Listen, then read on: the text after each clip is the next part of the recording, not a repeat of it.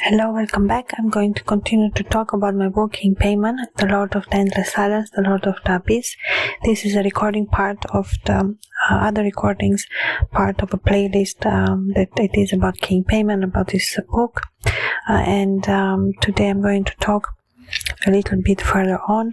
There are approximately 80 recordings in the playlist where I always add new ones, and the thematic of the book of King Paimon, we have talked many things about the book, about the process of writing it, and other aspects of King Paimon, and differences or different views or different exercises, and so on and so forth. In this recording, it will have been something like the idea of the voice, or the travel through the desert, that we have talked about. So there is the element of the wind, of the voice, that it is carried through the story. In the book there is a hymn which is titled Whispers of the Abyss, and it starts with the hymn, and it goes further on the entire book in this hymn form. So the way the text is arranged, it is in this hymn form, and then it has different verses, and the story moves on from one part to another. There's always some type of changes and so forth, but we have talked, I have described a little bit more about the book, the story behind it. It is about King Paimon. At the same time, it is a love story, so it is, how to say, a novel, a story, So the book can be bought on Amazon if someone is interested to buy it. It's called, as I've said, King Paimon, Lord of the Endless Silence, The Lord of the Abyss, written by me, Anais Giulia. I'm the author, and it is a larger book, but it is very beautiful. And I did some recordings with reading from the book with my voice, which have been nice. And I still like to record for the playlist even if the book is finished. I started some time ago, but the book I have written this year, and it took me approximately 3 months to write it. So it was a very intense work on it. I wanted to finish it, and the editing part and so on, and the story. So it went quite fast for the amount of pages. And some other things that I want to talk today. There's always the thematic of new, that comes with Paimon. So there are some things that one can still talk, of course, about the book or about King Paimon in general. I think the exercises that we did with the mirror, with the door, or some things like that were quite interesting as well. Or we talked about the color, the light and the shadow, and there's always of course one can continue to talk about other new thematics as well. We talked about the exercise of the door, or other elements that are connected with Paimon, to his name, the numbers, the colors, numerology. So when one looks at the name or at the number or the color, one can connect number to color to say, well, 2 is like a blue, it's like a darker shade. 5, it's already one can say yellow. One can give two colors, numbers, and there's always a meaning behind. When you say, well, 6 is for me more green, or 7 is blue, or 8 is white. There's always a certain order too. It's the same with the colors. When you have them in a palette, you have the shades, and a certain amount of colors, and we did talk about the process of writing or painting, which was interesting as well. The two differences too as well between them, and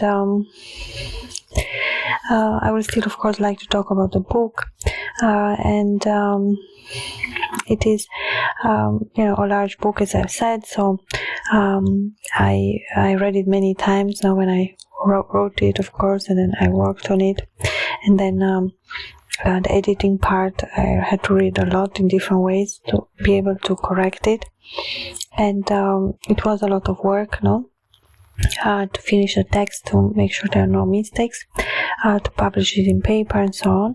And it is nice to have the book in the hands. It's nice to see it finished, and it was of course a pleasure for me to read from the book or to talk about King Paimon in general.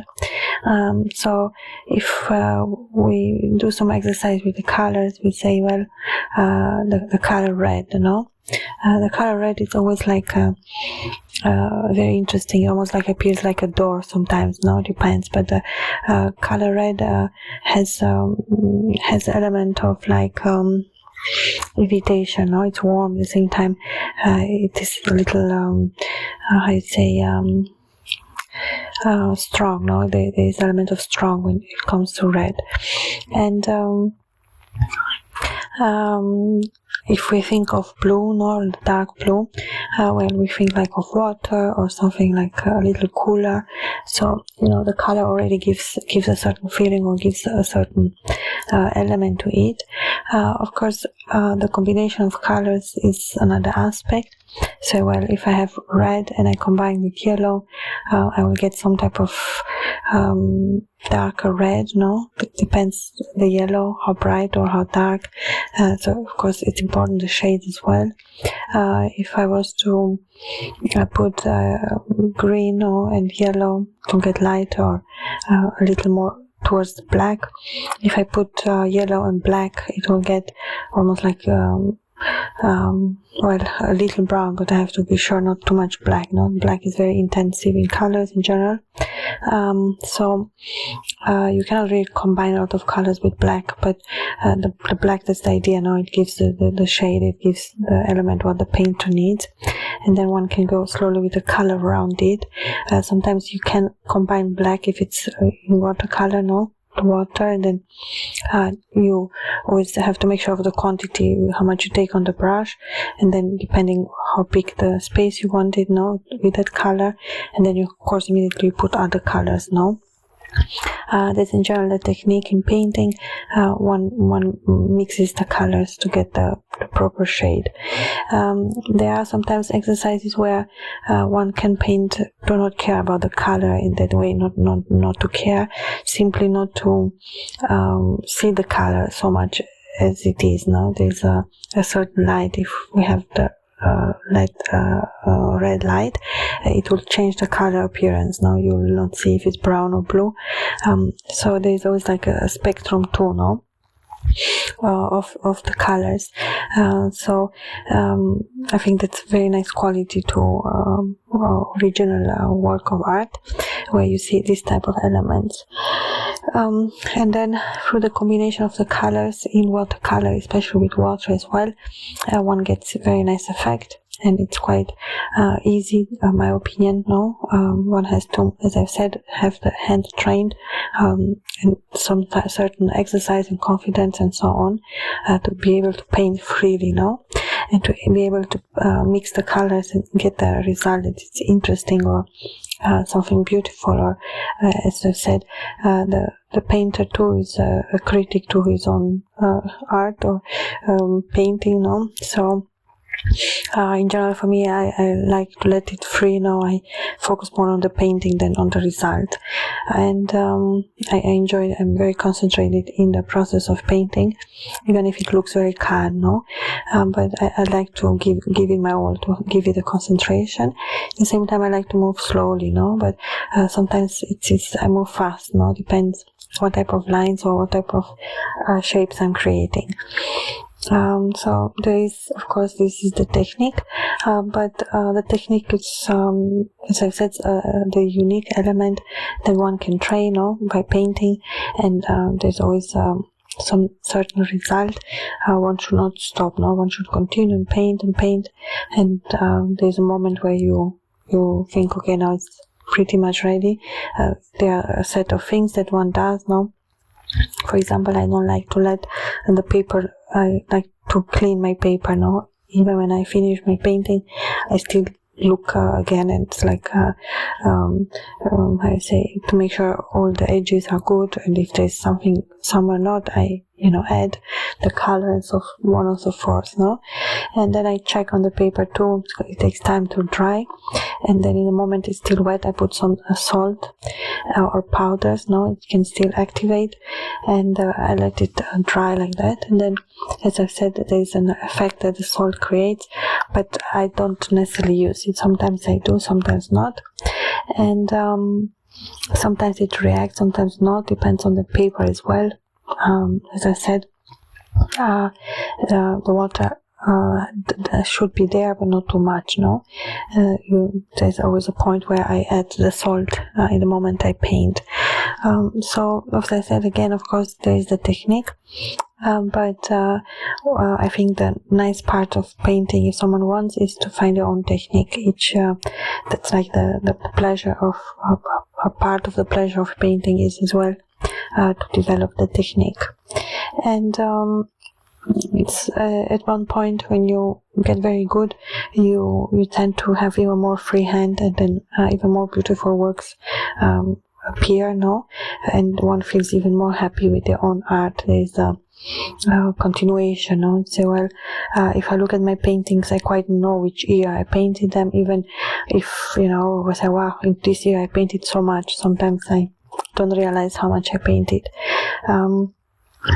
But I like each one of them now. I think, well, each one will look nice in a frame, so there is always a happy feeling where I find paintings, or where I see something now that I forgot that I painted. And the painting is a very nice activity as well. In the same time, maybe it's not as easy as it appears at the first hand, no? Maybe there's the element of the talent as well. For me, as I've said, I do have talent, and I paint since I'm a child. Was for me never difficult, and I enjoy painting. I love the colors. I love to paint so much. I think it's really nice, especially with watercolors, the way I like to paint with the colors, with the water, with the salt, no? Sometimes I put the powders or some other things that gives texture and gives some beautiful aspects in the paintings. Sometimes I like to use like silver or some shady or like silver golden tones as well, or white or silver white or gray, no? So there is a lot of work in detail as well. And the element of painting is another thing. It's like I cannot, that's why I work in sets. They pretty much look similar, no, at the same time not, but I cannot repeat the work. It's let's say each one is unique. I cannot remake it, no. That's the idea of original. Even if I try it will not get sometimes, and of course the original or the first idea I manage to make the best, and if I was to copy it, I will not succeed. It will be not as good, or I will not be as happy as with it. Same time, it is a different painting, so sometimes I try almost to copy my own paintings, but it's not working. And then I learn to appreciate them even more, no? Because I say, wow, this one actually, when I did it, it seemed so easy, but I cannot recreate it, no, even for me. And there are like different type of paper. For watercolor, one needs special paper. You need 200, 250 or 300 milligram paper, so it's a little thicker. It's very good quality, and some are softer and some are like more grob, no, like more dense. There's like it's not fine. It's the opposite of fine. It has some structure more on the paper, and then you take the paper. In general, I use, as I said, color and water alternative. As I start with water, then I add color. Sometimes I make the entire paper water. Sometimes I start in some parts. It's always different. I always let free when I paint, but you have to make the paper wet, no? So the color, and then once you have the color and the water and on the paper, then you start to be able to arrange and to paint, and then you take different brushes, smaller or larger, depending on what you're painting, and then you use the colors. As I said, it's very intuitive, it's very fast. You mix the colors, you quite know what shade you look for, and the mix of the colors is always beautiful to see then. And then when it's still wet, one can add the salt or the powder. If you have some color powder, you can add, then when it dries. And sometimes I even use hairspray to secure the painting, I spray it intensely with the hairspray when it's totally ready and dried, and it they say it's like holds the paper and the color better. And then I dry the paper and I put it that it dries straight, and there's under some weight, and then it's ready for framing. And I always sign my paintings on the back of the painting with my name, and the year I painted it. So that's pretty much the process that I do, but of course the process of painting is the process of painting, or that's like the main focus, that's the main element. And mostly I paint nature landscapes and a flower bouquet, or this like mostly what I paint, more like abstracts or landscapes or different just nature landscapes or settings. I think the element of salt is really nice. I always use salt almost. When I make the bouquet, not, but when I make the flowers, not, but when I make the landscapes, yes. And if I have powders and other things, I like to add for the effect. It gives a nice effect to have some copper or some silver or some red, depending what I'm painting. So I do use the materials that I have. And sometimes, as I said, they get very abstract, the paintings, but I like the color, the tonality. Sometimes I go many times on a painting until it's ready, until it dries. So there's, a little bit different depending on the painting, but I know which one was from my first paintings, which were like which I painted this year, which I painted last year. So one has a memory towards. And I like different paintings that are mine, that I have in my home, and I really like to have them in the frame, but I have many not. So I have hundreds of paintings still not in frame but ready for others if somebody's interested. I think they look very, very beautiful. And I think the nice thing is that it is original. That's the best quality of a painting, that it is original. And thank you so much for listening. This recording has been more about my paintings, but I'm going to talk in the other recording more about the book King Paimon and about Paimon or other things that are interesting. I hope it was interesting. Thank you so much for listening. Until next time, bye.